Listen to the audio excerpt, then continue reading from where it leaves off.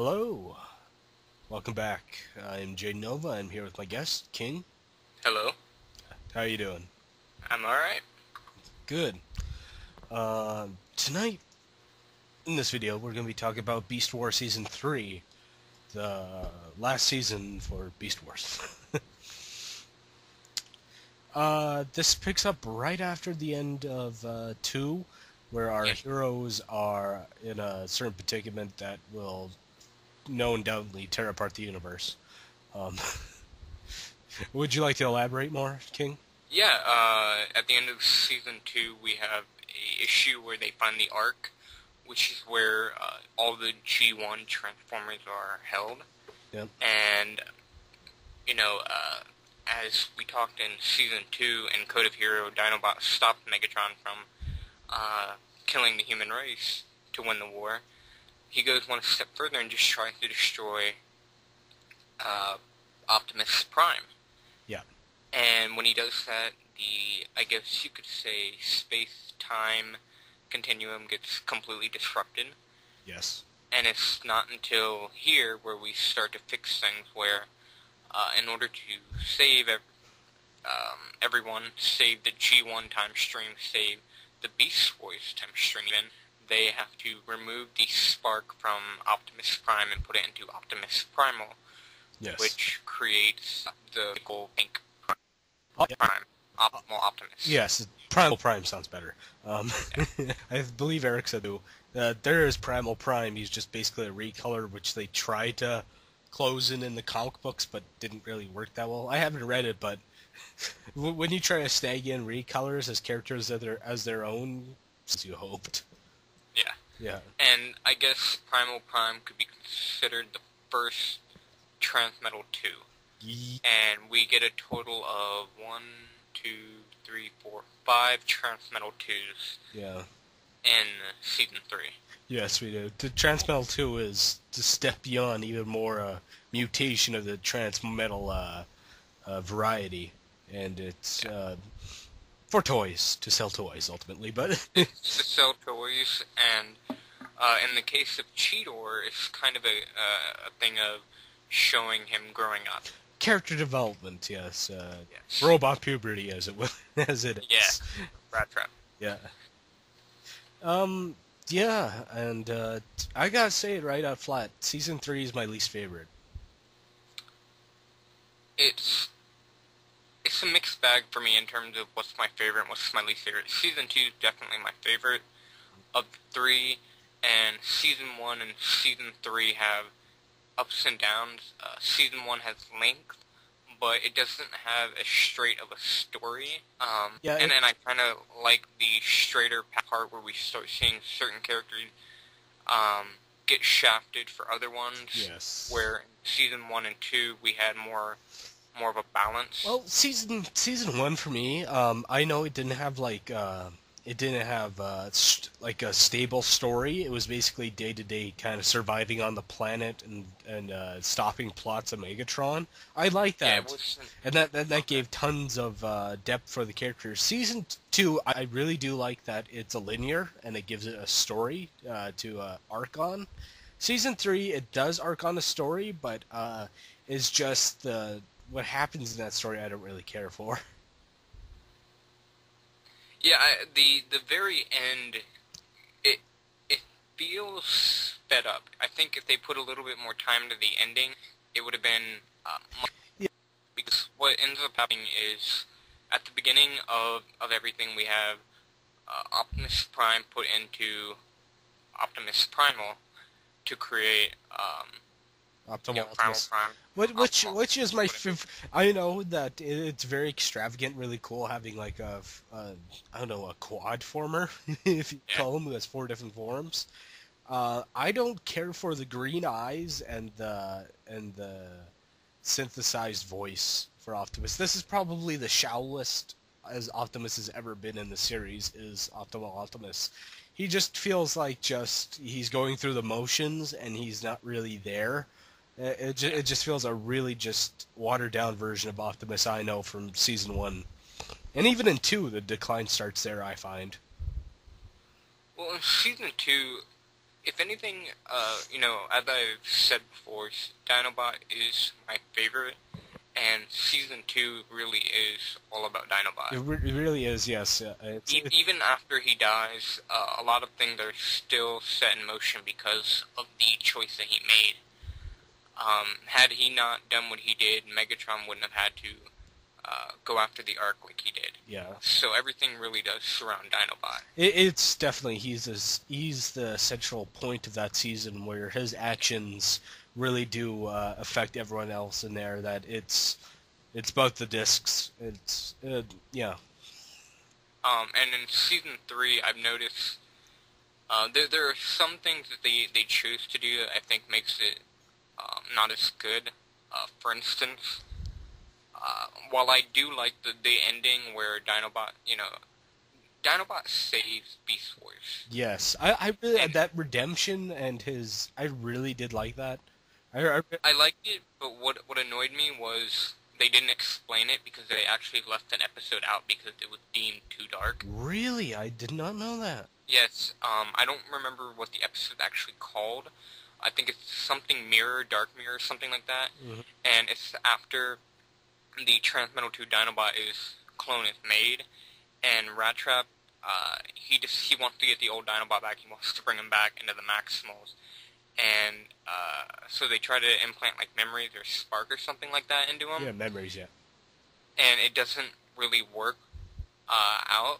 But what happens at the very end is that those recessed memories come up, and we get the old Dinobot back again. Yeah.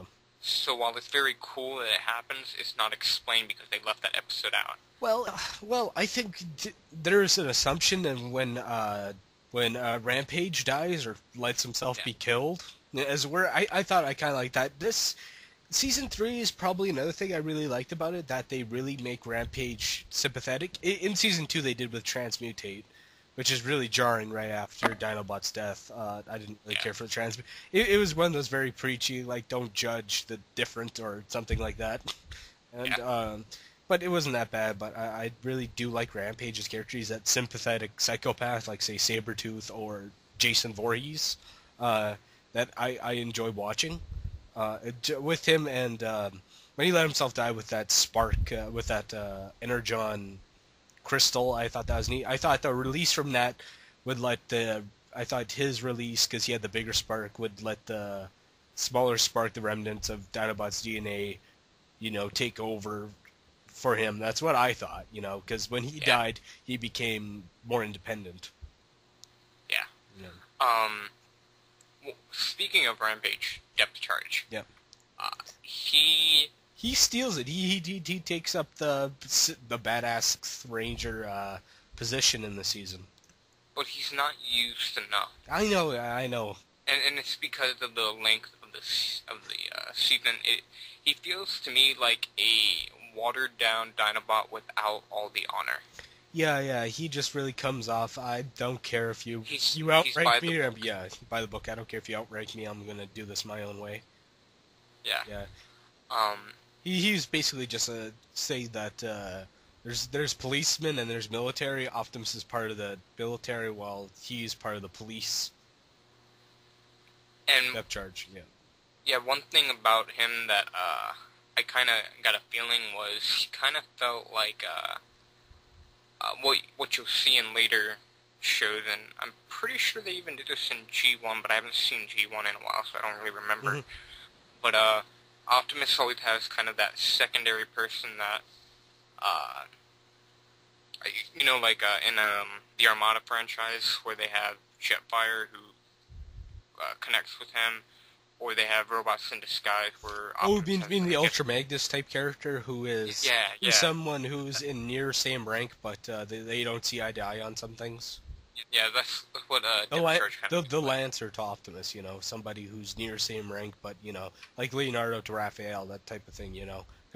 They're cut from the same cloth, but yet they're woven differently. And that's the feeling I get from Depth Charge. I can see that. I always saw him kind of like a sheriff looking for a criminal that wronged him in his town. That's the way I always saw him, and that describes him the best way. Characters who get shafted in here really bugs me. Rhinox. Yeah.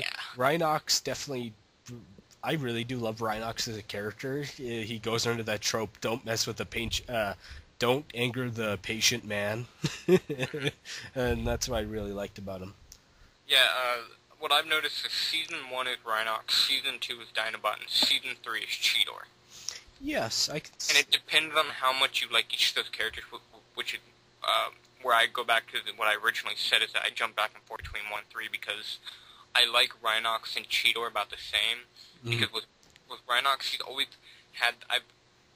there are select characters that I always kind of gravitate towards, and Rhinox, Dinobot, and Cheetor each fall into one of those kind of characters that I really like. Cheetor, as I mentioned last time we talked, is the young kid who grows up and he eventually in machines will become the new leader, and it's always kind of fun to watch. Yeah. The younger person kind of mature and grow up, and it makes sense that they would become the new leader. Yeah, I see it. The squire who becomes a knight. I know what you're getting at. And then with Rhinox, he's kind of the mentor. He's not the leader, but he's the guy that you kind of look and you wonder why he's not the leader. Yeah. Because he has the wisdom, and he brings a sense of strength, stability, and fortitude to everyone else around him. Yeah. And he's the kind of guy where you're like, if Optimus isn't around, or even if he is around, I'm going to stick to this guy, because I feel kind of safe. I feel like I can win. Yeah. And he's one of those other characters I really like. Yeah, which really pissed me off when he got a 180 character just screw with beast machines. Yeah. But with somebody who is so in tune with their morals and they just totally screw him over, that really just rubbed me the wrong way. A couple things about Season 3 that annoy me is I like Black Arachnia and I like Silverbolt. I like both of them. And their relationship... I'll half agree with you. I enjoy Silverbolt for his chivalry. I hate Black Arachnia because she's a conniving bitch, and I find her annoying.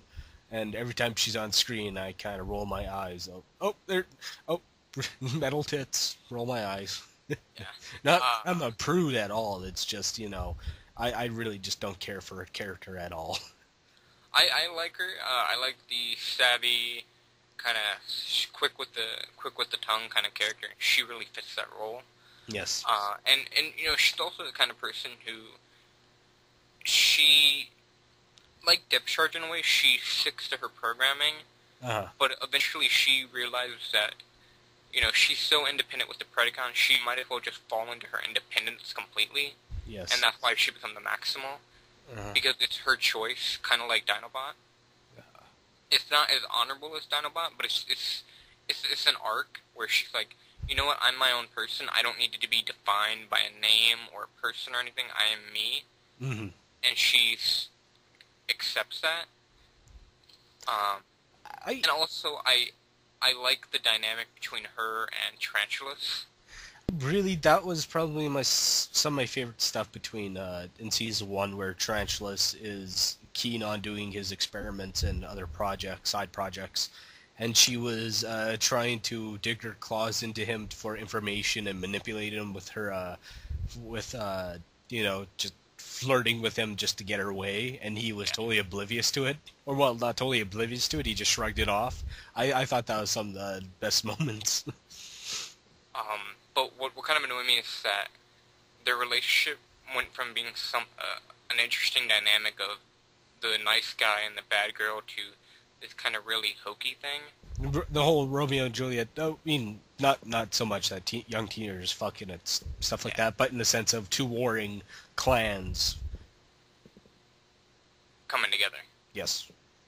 Yeah, it became kind of hokey, especially when she finally became a Transmetal. Oh, I call utter bullshit. I'm really lax on my suspension of disbelief. I'm watching True Blood. I don't care if Suki and Eric are out in the forest in snow and fucking all day.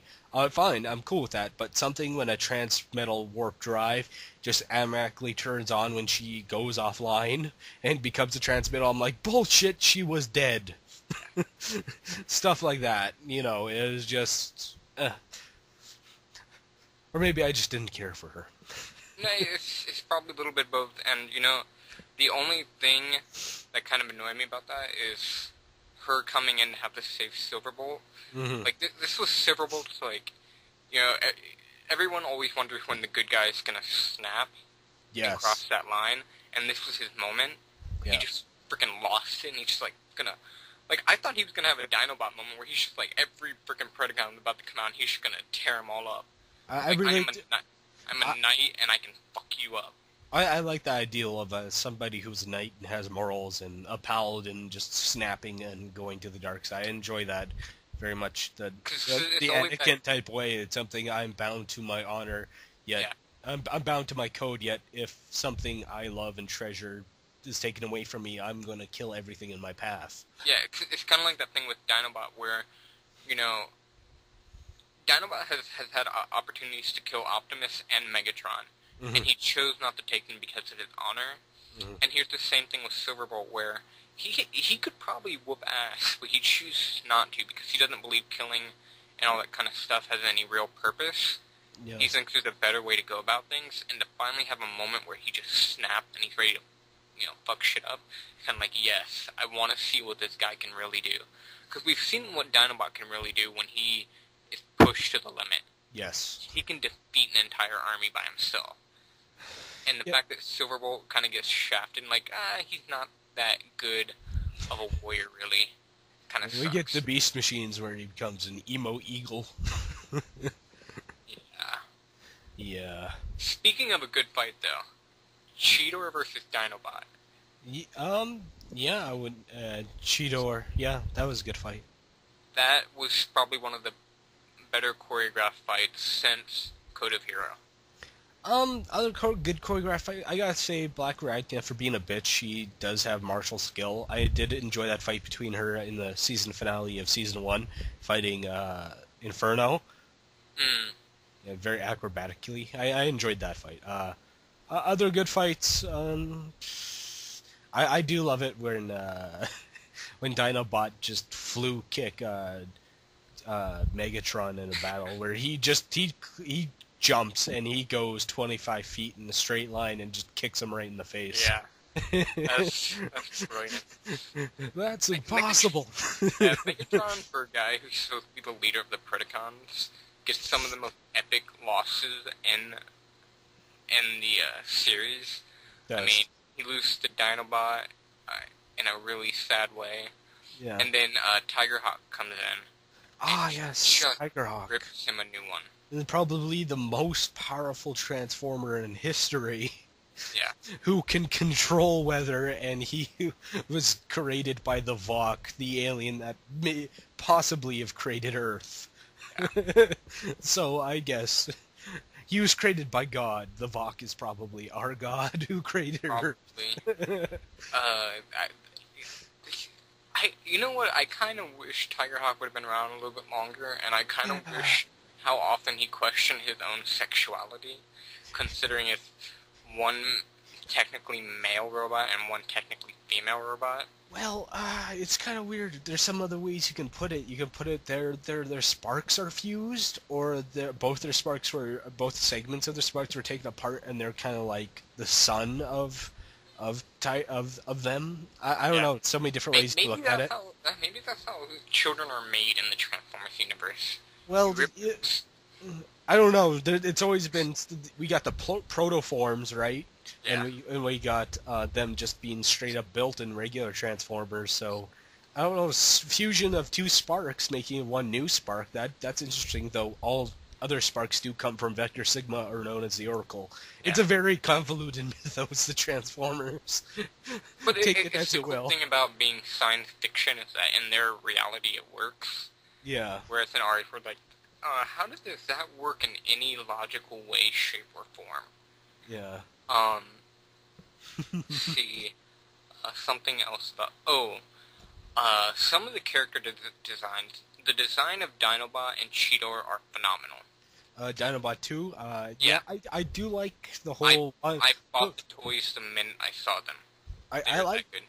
I like Autobot 2's design. I like the whole Borg eye thing, and I like the scissor four fingers. I Yeah. enjoy that.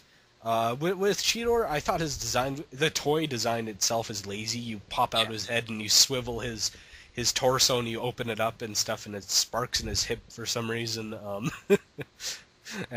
Just that, but the mangy look he has, I like that. Yeah. Designs that suck.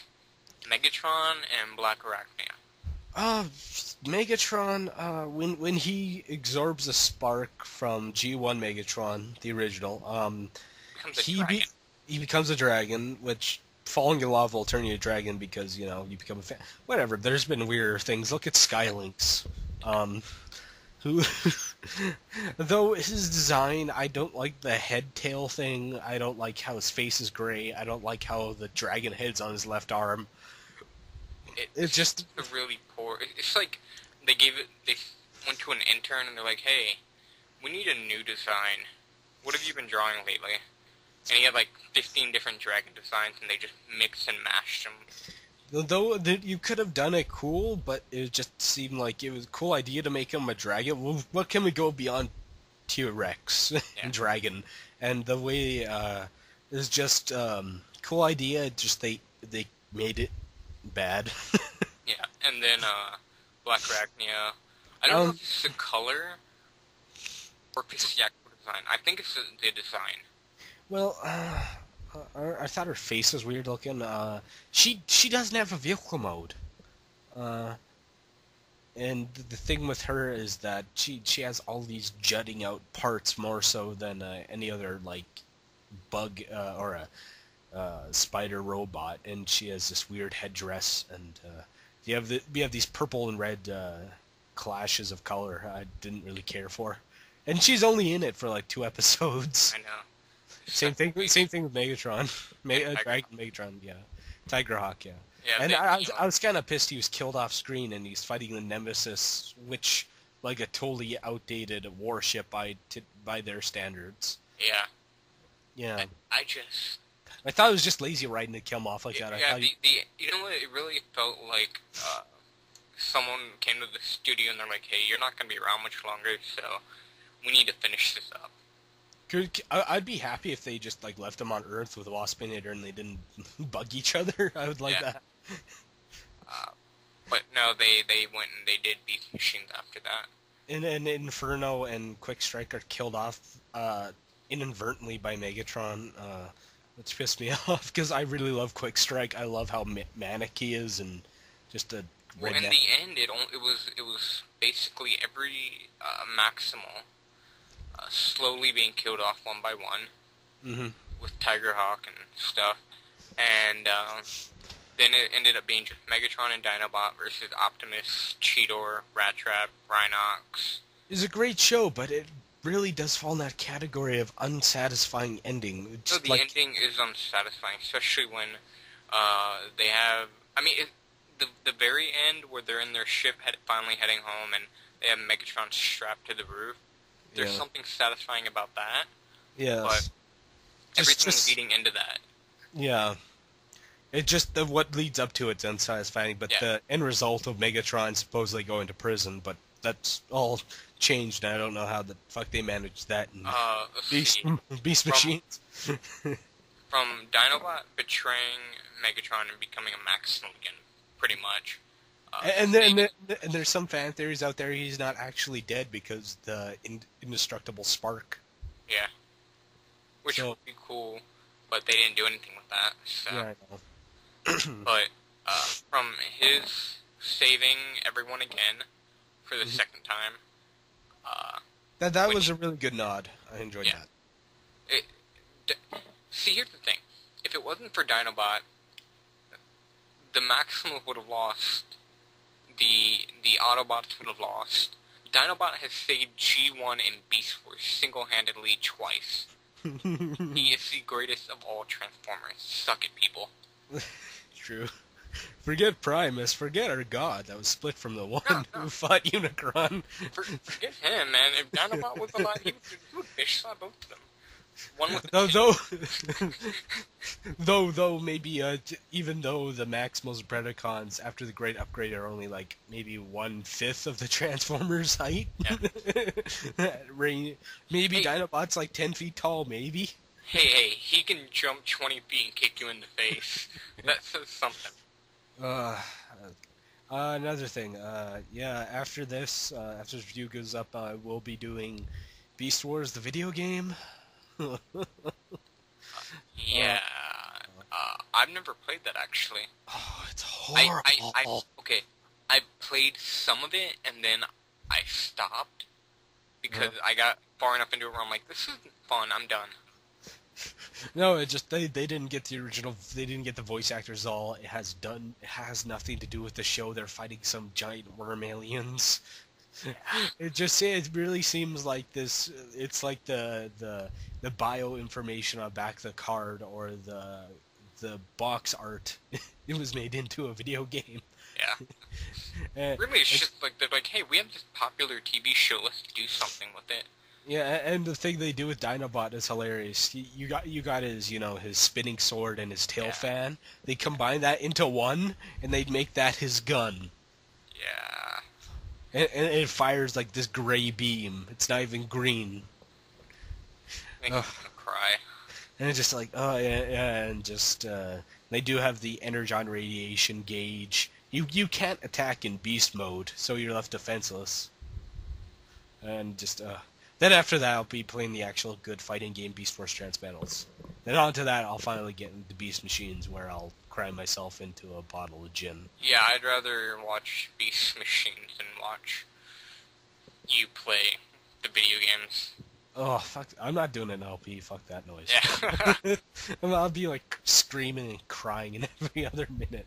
But I think this is good. We got a good wrap up on it. I touched everything I want to say. Beast Wars is a phenomenal show and the best one from Mainframe Entertainment. Following Beast Wars is a reboot, which is their second best, and a close contender to one of the greatest cartoons of all time. What about Shadow Raiders? No. No one remembers Shadow Raiders. Everyone should go out and buy Beast Wars and reboot. Yeah, I need to watch Reboot. Really, I'll probably do that because I'm on a kick of watching old Western animation shows that were actually good at the time. Except the shit we got today, fucking Transformer Prime. Human companions and all the robots look like noseless skeletons. I haven't seen it yet. No one has a nose. No one in Transformers have a nose. Can't be worse than the shit my nephew watches. Yeah. He watches Zeke and Luthor and... Yeah. Sweet Life Fun Jack fact, me and my nephew were watching Beast Wars today, and we watched the season finale of Season 1, he loved it. We got into a couple episodes of Season 2, and he was like, this is awesome, they look all different now. Like in their transmit, he was so into it, he was loving it, he couldn't get enough of it. My sister had to pull him by the hair to get him out of here, because he wanted to keep on watching more. Yeah, he'll cry when he finally gets his Dinobot stuff. Oh, he will, yeah. He was sad when Optimus was dead. Or so they think. So they think, yeah, he dies in Beast Machines. Yeah, twice. I'm kind of on the fence. Should I show him Beast Machines when we're done Beast Wars? It depends. I mean, if you explain to him that Optimus turned into a hippie and he can take it, then fine.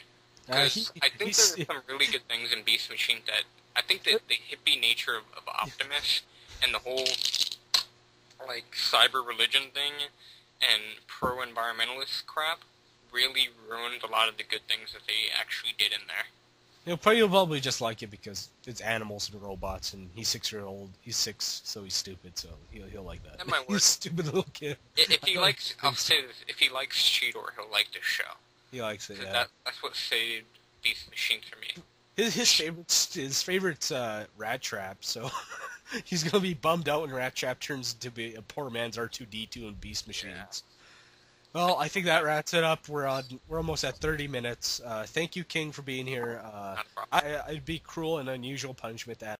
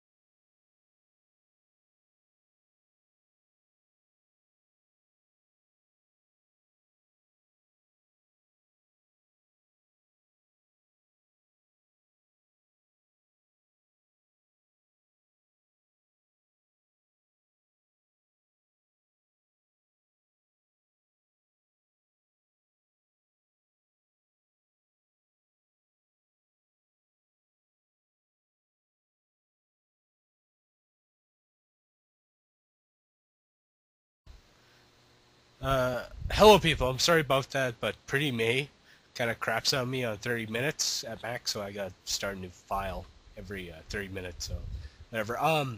Addendum, King? Yeah. Uh, I'll do beef machines. he will do it. I will subject him to cruel and unusual punishment, but then it's probably be a while down the road, or I don't know. Uh, when I, Whenever the next time I have freedom, I guess, considering I'm working every day this week and most of next week, and then I start school next month. yeah, so I'll probably put another crap too in my videos. Like I got a Hobbit review to do, the book, the animated movie, and the comic book. Ooh, animated movie is actually pretty good. No, it's not. It was when I was a kid. I read the book and listened to the audiobook too. I'm like, this animated movie sucks. Yeah. When Like, you're a kid, you'll like it. yeah. I actually tried to rewatch the old animated Lord of the Rings, and they really suck. Ooh. Right now I'm reading Lord of the Rings Fellowship. I'm almost done that. Yeah. So I'm doing book, animated movie, video games. So I'm on a Tolkien kick. Um, so he will do Beast Yep. Machines. So that's good. That's 26 episodes together per season. But the funny thing is, I'm a hard time going on DeviantArt and finding pictures of Beast Machines because it's probably has very scarce fans. Yeah. Decent artwork. Because most of my pictures I get are from DeviantArt because I like to, I don't know, something new and different than just getting static frame shots from the show. So that was our review of Beast Wars Season 3. Good. Get the box set when it comes out, or if it's already out already. No, it's not going to be out because they're going to release each one individually. Okay, okay. But you can get the box set for Reboot. Get that, even if the show does get canceled on a cliffhanger. God damn it. Yeah. But, yeah, that was Beast Machines, and thanks for listening. Goodbye. Say bye, Bye. King.